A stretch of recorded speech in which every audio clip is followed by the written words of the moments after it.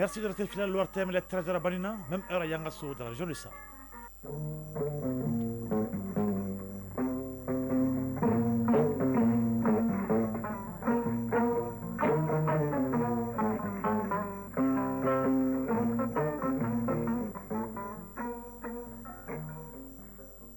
Le journal Isaac Thilou.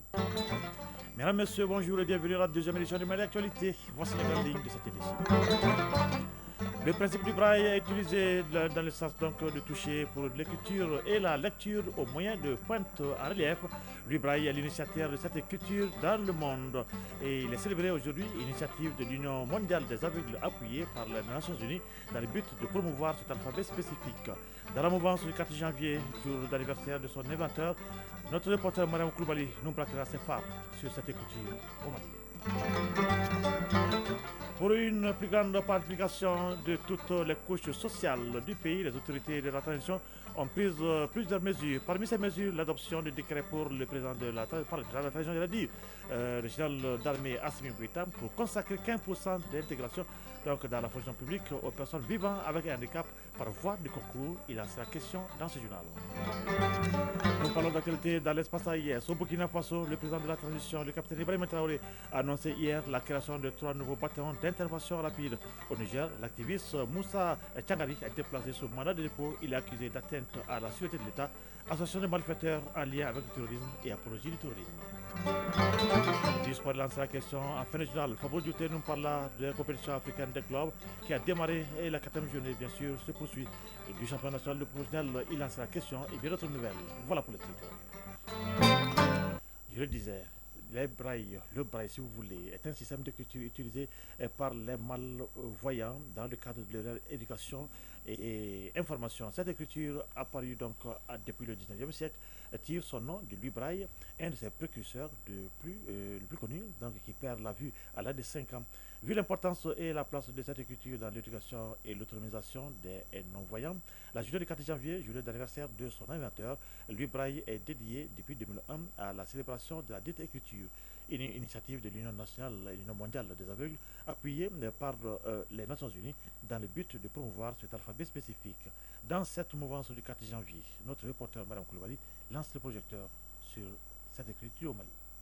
Le braille, tirant son nom de l'un de ses précurseurs, le français Louis Braille, fait son apparition au Mali vers les années 1973 avec le retour des fées Ismaïla Konaté et sa femme de leur formation de la France. Le décret Ligia, l'Institut des jeunes aveugles du Mali, et forme les premiers enseignants. Draman Traoré, chargé de cours de braille à l'INAM. Le système braille est composé de 63 combinaisons, 40 lettres, 10 signes de ponctuation et 13 signes hors série utilisés pour les abréviations et les mathématiques. Le tout s'exécute sur une tablette avec des papiers à l'intérieur. Draman Traoré, chargé de cours de braille à l'INAM. L'apprentissage du braille est lié à la découverte des 6 points qu'on appelle les 6 points saillants. Il y a le point 1, on ne va pas dire en braille 1 point, il y a le point 1, le point 2 au milieu à droite, le point 3,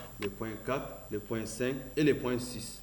Donc on écrit de la droite à la gauche, contrairement à la lecture qui se fait de la gauche à la droite. De son introduction à ce jour, cette écriture dont l'apprentissage nécessite une durée maximum de 1 an enregistre des résultats encourageants. Cela se prouve tant par le nombre de personnes formées que par les innovations apportées comme l'informatisation du système. Drissa Diara, spécialiste d'informatique adaptée aux non-voyants. On a commencé à informatiser le braille à travers des logiciels qu'on appelle JAWS. Donc c'est comme une application, un logiciel qui nous permet de travailler avec la synthèse vocale.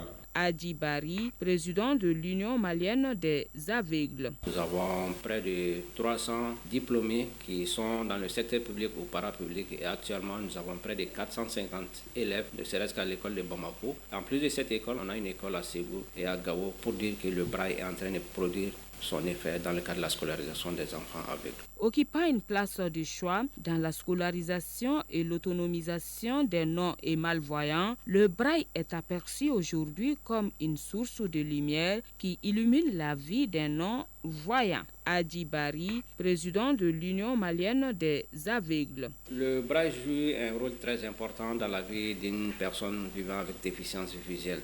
Le braille permet la scolarisation, le braille permet la socialisation, le braille est l'écriture qui permet à l'aveugle de changer sa vie, d'être scolarisé et d'être au rendez-vous du monde. Draman Traoré, chargé de cours de braille à l'INAM.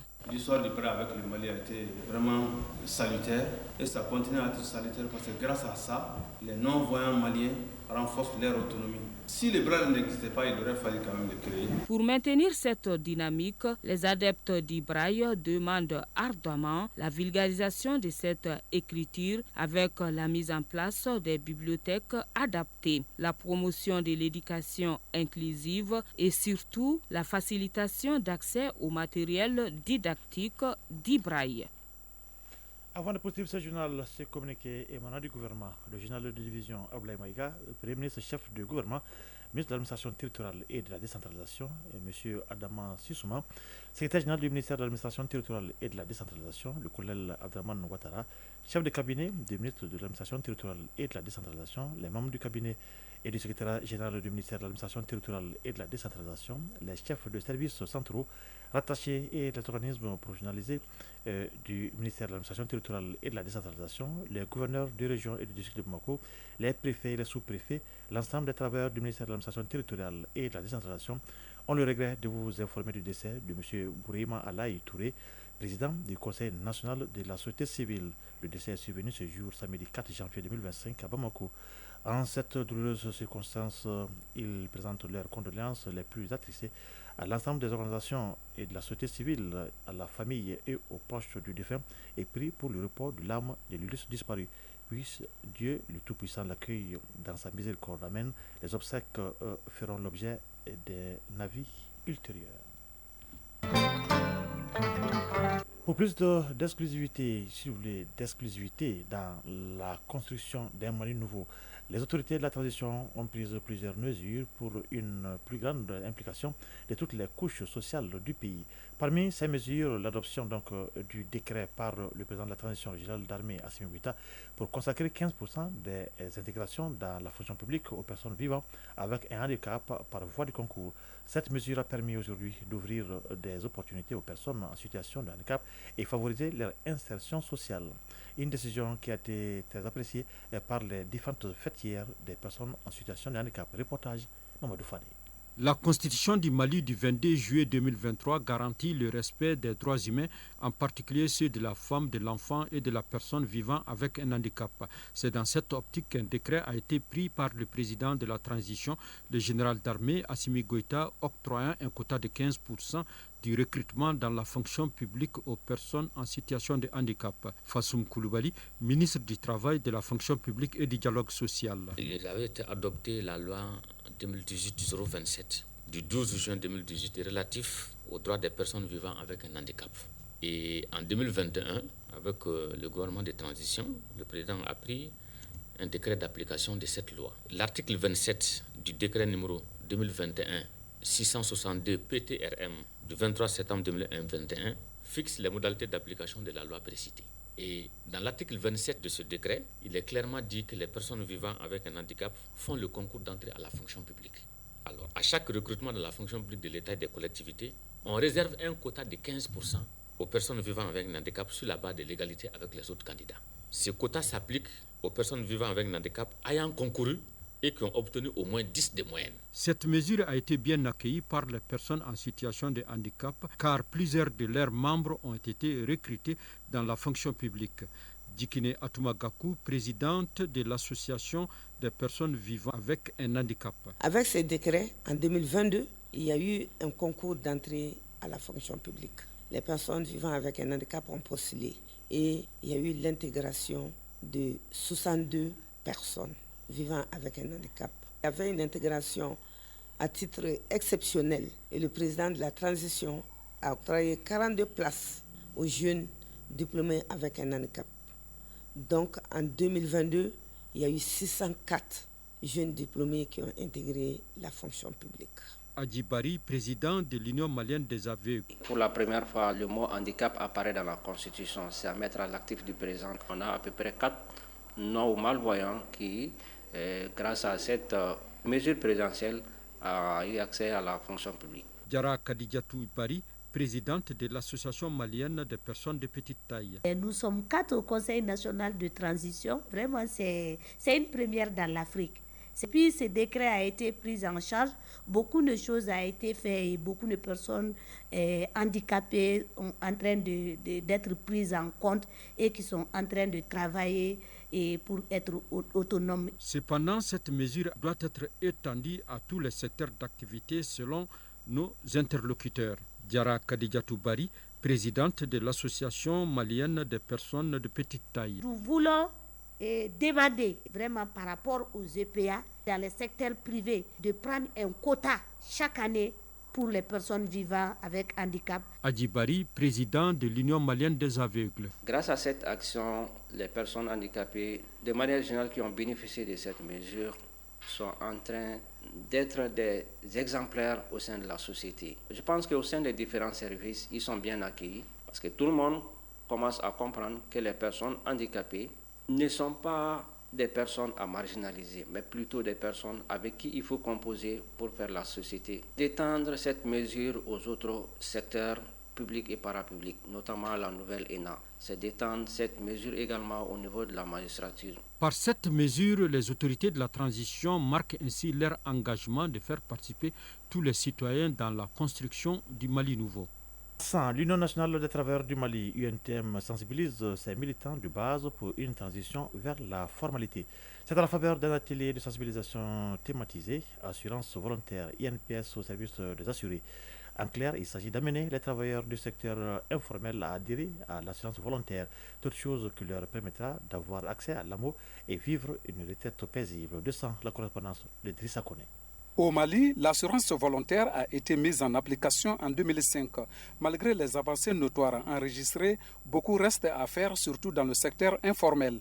L'UNTM, soucieuse du bien-être des travailleurs du dit secteur, a organisé cet atelier à 100. Objectif, sensibiliser ses militants du secteur privé sur les bienfaits de l'INPS. Lamine Koulibaly, secrétaire général de l'UNTM 100. Nous avons vu qu'après tant d'années de service, ces gens souffrent beaucoup.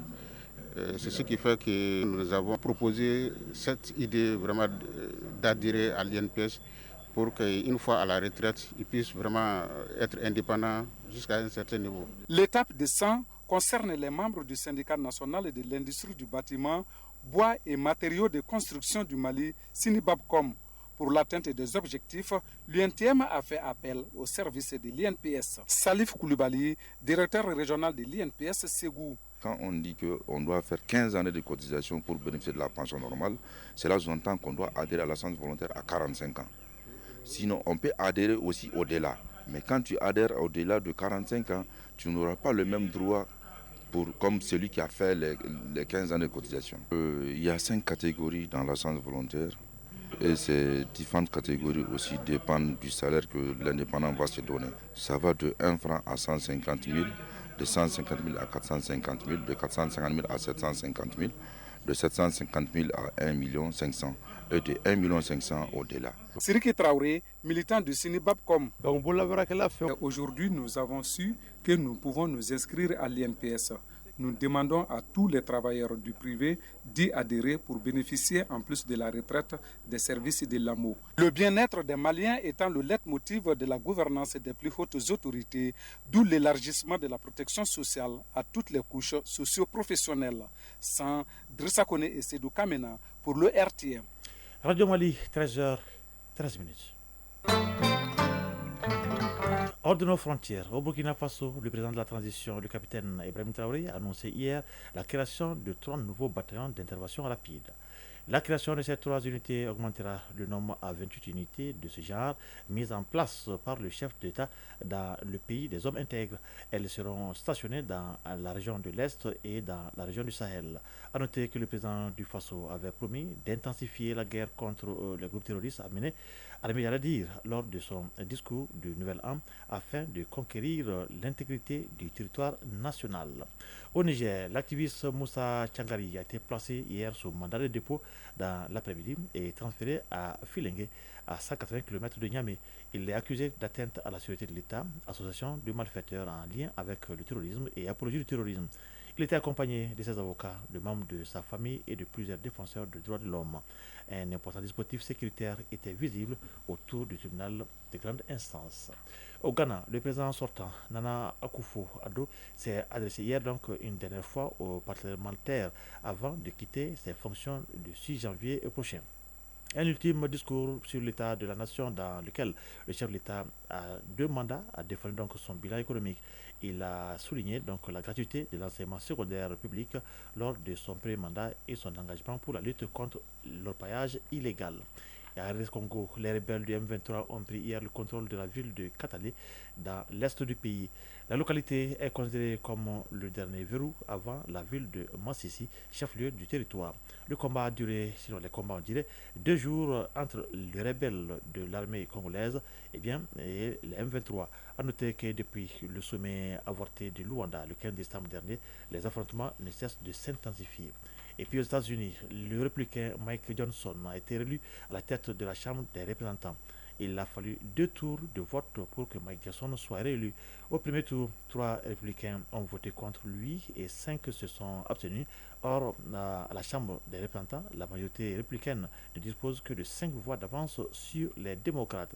Le président Donald Trump a dû interrompre une de ses parties donc, de golf pour appeler à voter pour Mike Johnson, sur lequel il compte bien appuyer, s'appuyer sur pour mener sa politique.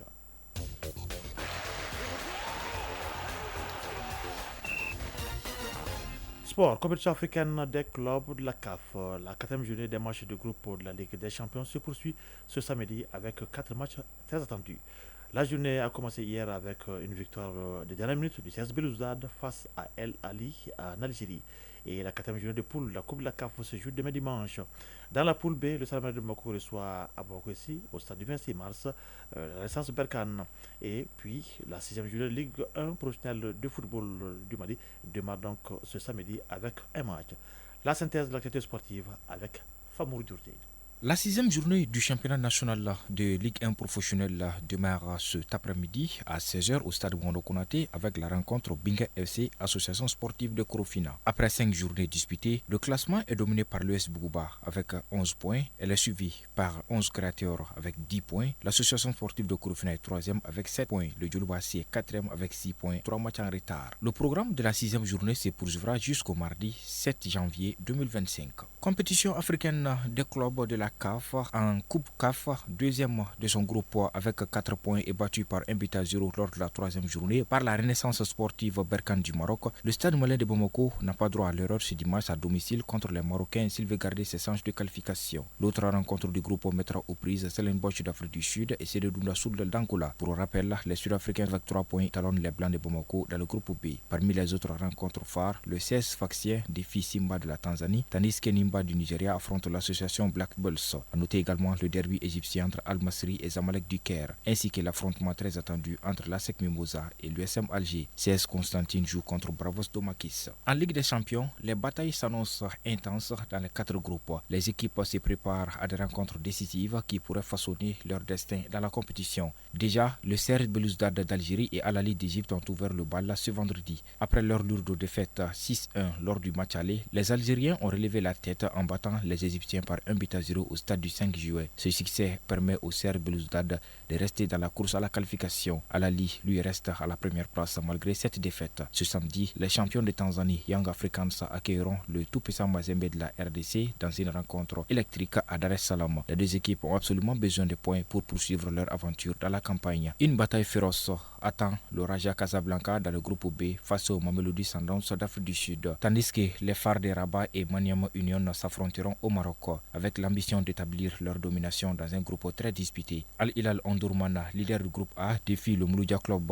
d'Alger, classé deuxième, dans ce qui promet également d'être une rencontre palpitante.